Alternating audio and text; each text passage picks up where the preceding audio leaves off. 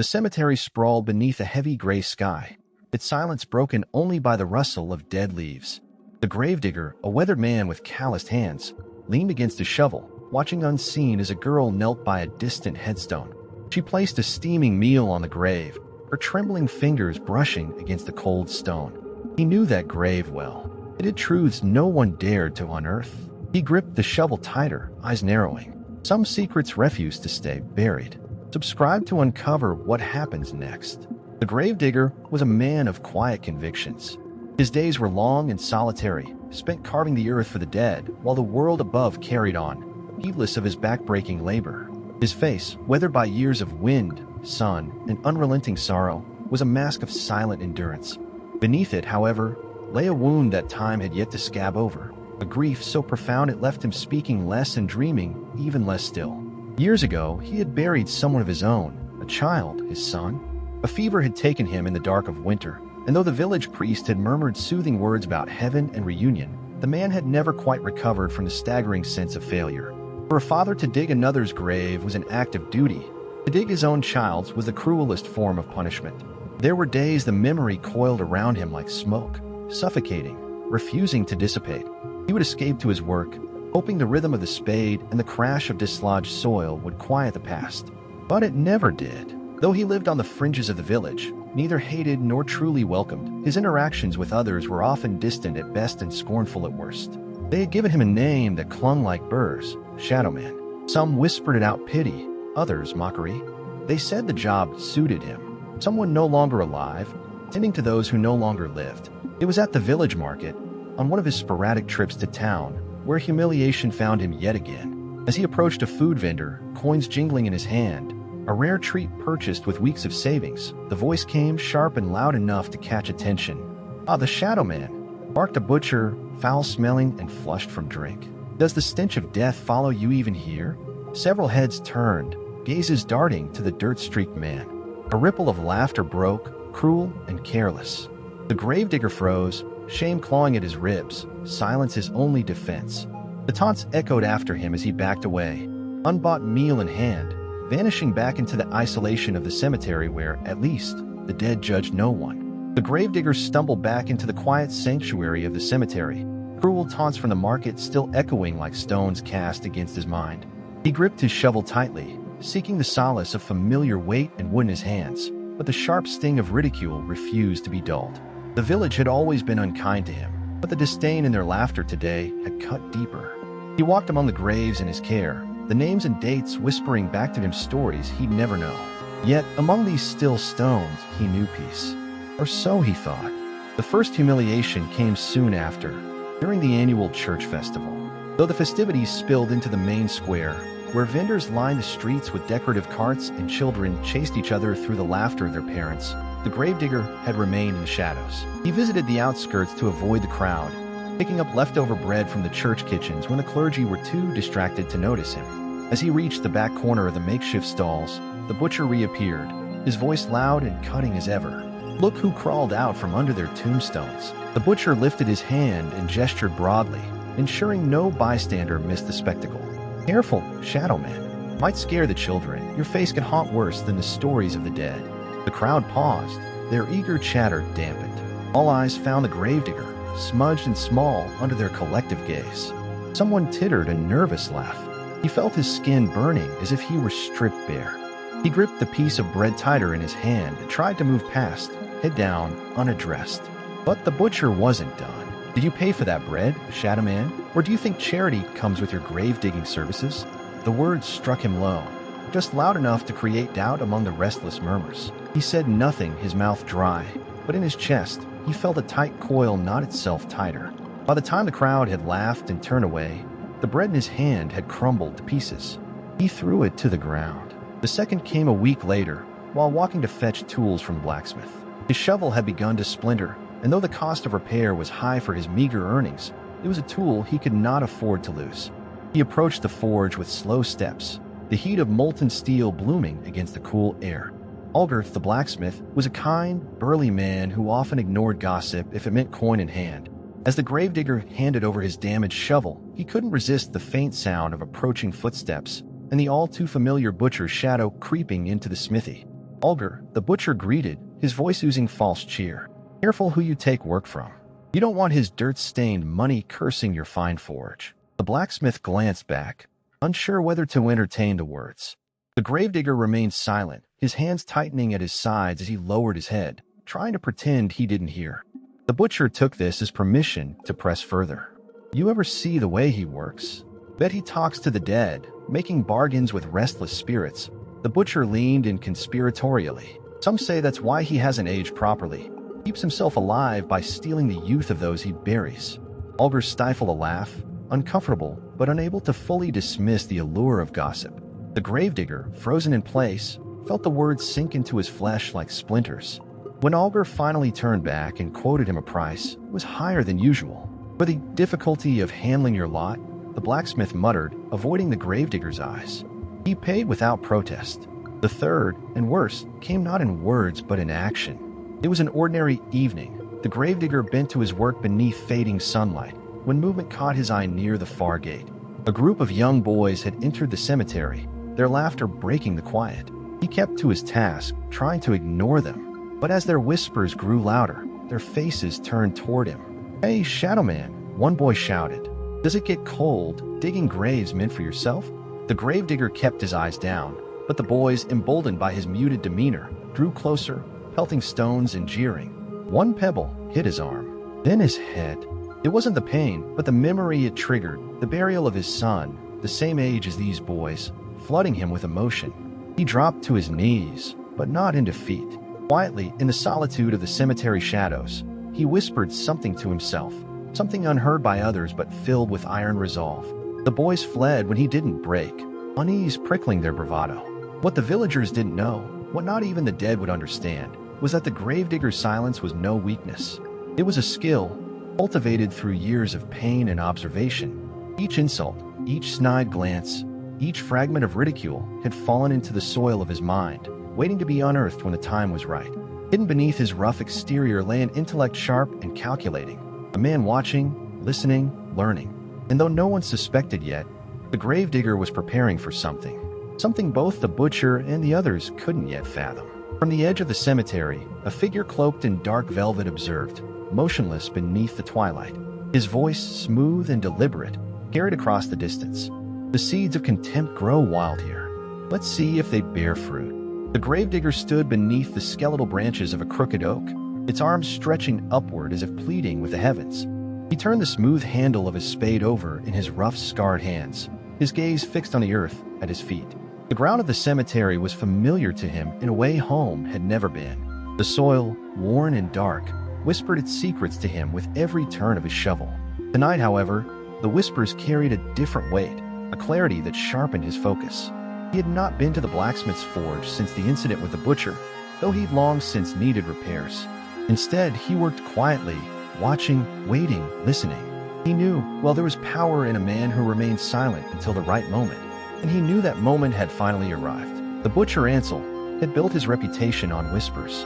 In his youth, he had been no more than a farmhand, a bulky boy with thick hands and a quick temper. But he had risen quickly, cutting through competition with a talent not for cuts of meat but for precision and cruelty.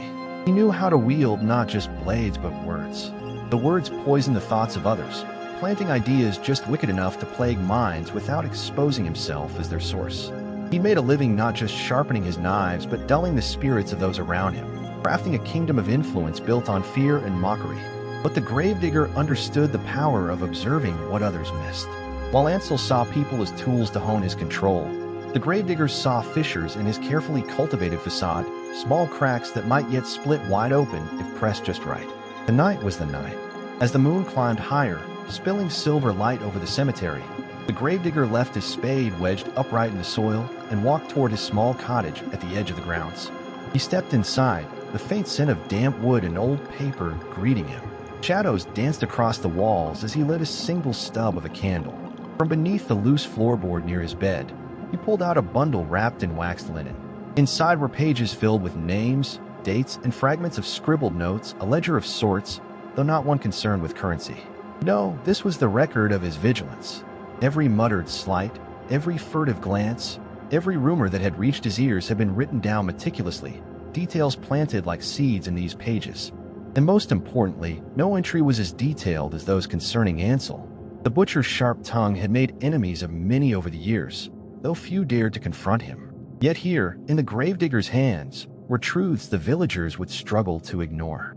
The butcher had risen to prominence not merely because of his craft, but through fear and manipulation. There were marks of unpaid debts left in his wake, widows who whispered about meat sold double its worth when coin was tight, and the occasional mysteriously vanished rival whose fortunes had turned sour far too conveniently for a man like Ansel to call coincidence. It wasn't merely that he was cruel, it was that he thrived on the misery of others. The gravedigger took a deep breath, feeling an unfamiliar warmth coil through his chest. There was no righteousness here, no fool's pursuit of justice. He had no illusions that exposing Ansel would make the villagers like or respect him. This was about something deeper. The insults, the stones, the years of silence. They had been the kindling. This was the fire, a long overdue reckoning. He tucked the ledger beneath his coat and stepped quietly into the cool night. Through the winding paths of the village, he moved like smoke, unseen save for his shadow, which melted into the folds of darkness. When he arrived at the square, its cobblestones bathed in moonlight, he nailed a single sheet of paper neatly to the village's public notice board. It wasn't loud. It wasn't a dramatic announcement. It was simple, a list of transactions. Beneath each item was a note, carefully written in plain, indisputable terms. Debts unpaid, bribes taken, favors forced under threat. The butcher's sins didn't need flourish. Their enormity spoke for itself. He stepped back, his work done, and melted back into the shadows before anyone knew he had been there. Now all that remained was to wait. By mid-morning, the gravedigger returned to the village square under the guise of needing provisions. The small crowd had gathered by the notice board, their murmurs growing into louder, panicked whispers. The list had done its work. He lingered on the outskirts of the square, eyes scanning faces. The gossip was spreading like wildfire, and in the heart of it, Ansel arrived, his heavy boots clapping against the cobblestones as he forced his way to the center. "What is this?" the butcher bellowed, ripping the paper from the board. "Who posted this filth? Who dares slander my name?" But no one answered. Faces turned away, enough eyes refusing to meet his own that even Ansel couldn't ignore the shift in power around him. Unlike the jealous whispers he'd stoked, these accusations carried weight. The gravedigger stood a short distance away, silent as always, but this time, his silence was no longer invisible. Ansel's jaw tightened as he scanned a crowd, his rage flickering with uncertainty. "Cowards, the lot of you. Lies, all of it." His voice cracked near the end, and though his bravado was intact, there was something different in the way the villagers looked back at him. The rumors had already taken root.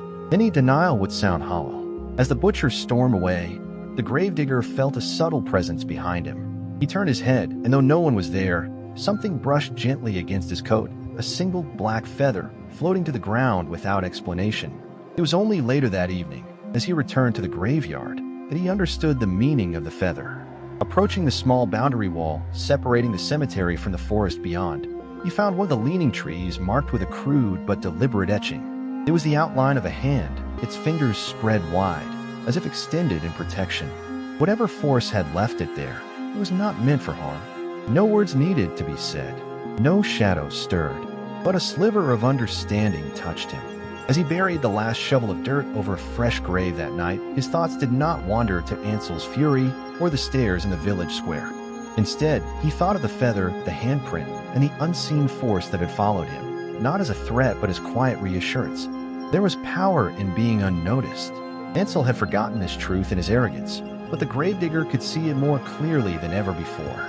Far beyond the cemetery gates, in the quiet recesses of the woods, a figure cloaked in dark velvet leaned against an ancient birch, lips curving into a knowing smile.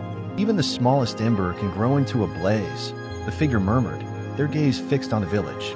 With a flick of their hand, they disappeared into the night, leaving the gravedigger to his solitude, his work, and the quiet satisfaction of a battle fought in silence. The gravedigger knelt by the graveside, his weathered hands brushing the dirt he'd settled just moments before. He closed his eyes for a moment, allowing himself, just this once, a smile. There was still much work to do. The soil whispered that secrets rarely stay buried for long. Where are you watching from? Share your thoughts and tell us where in the world you're tuning in from below. The next morning, the quiet graveyard was shattered by the sound of hurried footsteps on gravel, sharp breaths cutting through the early fog. The gravedigger Paxton, long accustomed to the cemetery's stillness, looked up from his tools. A figure emerged through the mist, stumbling with urgency. It was Nora, the baker's eldest daughter. Her face was pale, her chest heaving as though she'd run the entire length of the village to find him. "You have to come," she gasped, eyes wide with panic. "It's Ansel." Paxton's stoic demeanor didn't shift, but he rested his shovel against the nearest headstone and wiped his hands on his worn trousers. "What about him?" "They've gathered in front of the inn," Nora said, her voice trembling. "They're saying there's proof of what he's done. The poster yesterday. It's all unraveling faster than anyone thought." Paxton's heart thudded once, heavy and slow. He glanced at the distant tree lean where the woods loomed. The feather, the handprint, the whispers in the soil, they had prepared him for something, but now it felt as though events were spiraling ahead of the quiet warnings, slipping out of grasp. Nora's voice broke through his thoughts. "Please," she begged, anxiety threading through her words. "They need someone who knows the truth. You were there when—" She trailed off, her lips pressing into a thin line. Paxton studied her for a moment. She looked so much like her mother, decades younger, but with the same fire in her eyes that betrayed her harmless appearance. He could see she wasn't just afraid. She was determined too. Whatever mess had grown from the rumors, Nora was ready to see it through. With a curt nod, Paxton followed her out of the cemetery, through the winding paths of the village, and finally to the broad square in front of the tavern. The crowd was larger than he expected, a surging sea of villagers, faces he recognized from years of quiet observation. The butcher Ansel, as towering and bullish as his trade, stood near the tavern steps, flanked by men who had once seemed loyal to him but now shifted uncomfortably at his sides. On the other end of the square, someone had set a small table, and on it rested a box, its crude wood splintered and stained. Next to the box was a woman whose face Paxton hadn't seen in years, Maren. She had been a quiet force once, much like himself, withdrawn but kind. She had vanished nearly a decade prior, leaving without word, and he'd heard whispers of tragedy but nothing concrete until now. Her presence here sent ripples of unease through the audience. No one met her gaze, as if her pain was something they dared not acknowledge aloud. Maren stepped forward and addressed the gathering. Her voice was strong, though Paxton could see the strain she carried in the lines of her face. "For years," she began, "I believed I'd never find justice for my family, for my daughter." The last words hung heavy in the air, and the crowd shifted uneasily. But silence complacency only serves those who do harm. You do well to remember that. Ansel let out a bitter laugh, shaking his head. "This is absurd," he scoffed, gesturing broadly. "I worked my hands to the bone for this village, and now I'm dragged here like some common criminal? Over the word of a woman who abandoned us years ago." Maren didn't falter. "The bone," she said coldly, "is a fitting choice of words. Why don't we look inside and see what else your hands have touched?" A murmur spread through the onlookers, but all Paxton could see was the box. His pulse quickened. The whispers in the graveyard hadn't lied. The secrets beneath the soil were clawing their way to the surface. One of Ansel's former allies, a thin, wiry man named Corwin, stepped forward reluctantly. He approached the box, his expression a mix of dread and guilt. Slowly, mechanically, he undid the latch and lifted the lid. The cries that came from the crowd were immediate, visceral. Even those near the back strained to see, gasping as if the air had turned to ice. Inside the box, nestled among dirt and rags, was a small pile of bones. They were unmistakable, tiny, fragile, bleached by time but undeniably human. A child. Paxton's stomach churned, though his face betrayed no reaction. Ansel's roar of protest cut through the uproar. "This is insanity," he bellowed, his face a deep shade of purple. "How dare you accuse me of something so vile? I don't even know." "You don't know." Maren's voice cracked, filled with a pain too long restrained. "My Elsie went missing. And you think I wouldn't notice the way you lingered too long when you bought bread from my stall? The way you watched us, when you thought no one was looking." Ansel sneered, but there was a crack in his armor now, a bead of sweat trailing down his temple. "You're delusional," he spat, looking for someone to blame for what was probably an accident or her own fault. Maren began to step forward, but Paxton was already moving. His heavy boots echoed ominously against the cobblestones. He felt the weight of every stare, with the air thickened by rage, sorrow, and fear. When he reached the center of the square, he stood between Maren and Ansel, locking eyes with the latter.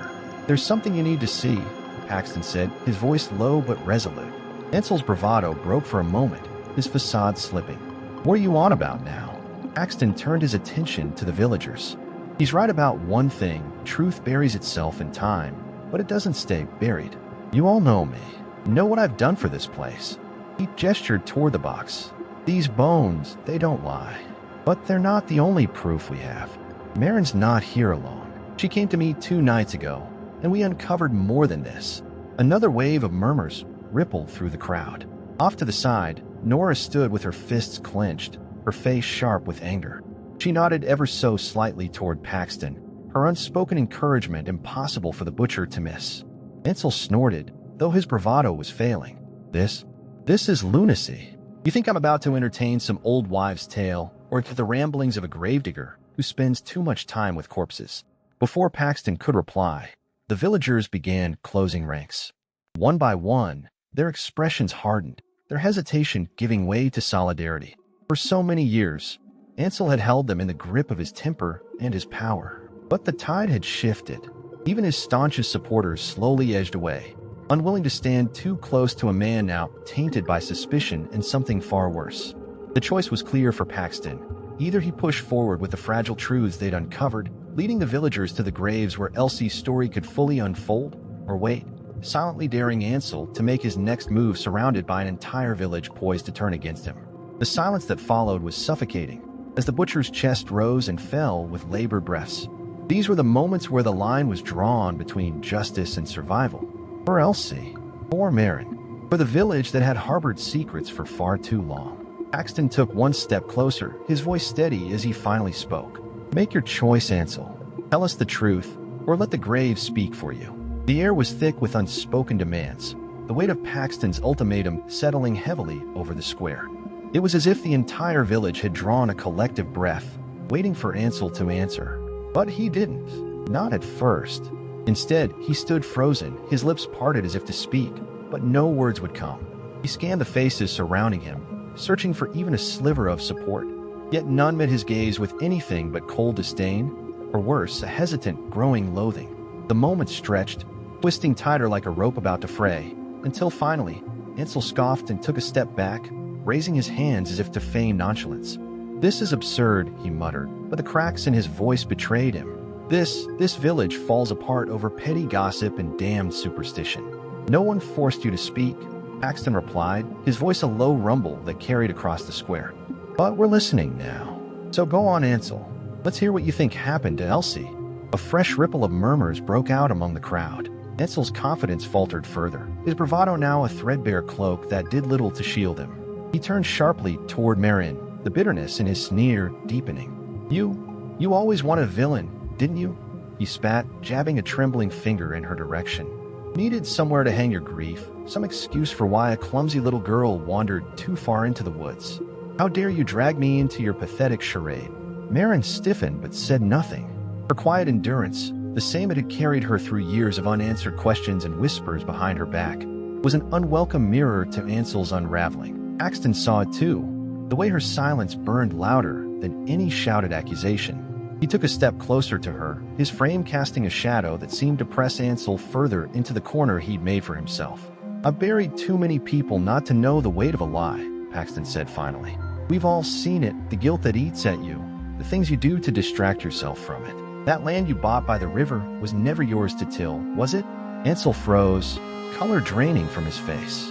IWH, what are you talking about? You know exactly what I'm talking about, Paxton replied, his voice as steady as unyielding stone. You bought that plot after Elsie vanished. Always said you needed more space for your sheep. But I dug too deep when I shouldn't have, and now I know the truth. What truth? A woman from the crowd called, her voice sharp with mistrust. Others quickly joined, demanding answers. Ansel glared at Paxton, words trapped behind clenched teeth, but the gravedigger gave him no reprieve.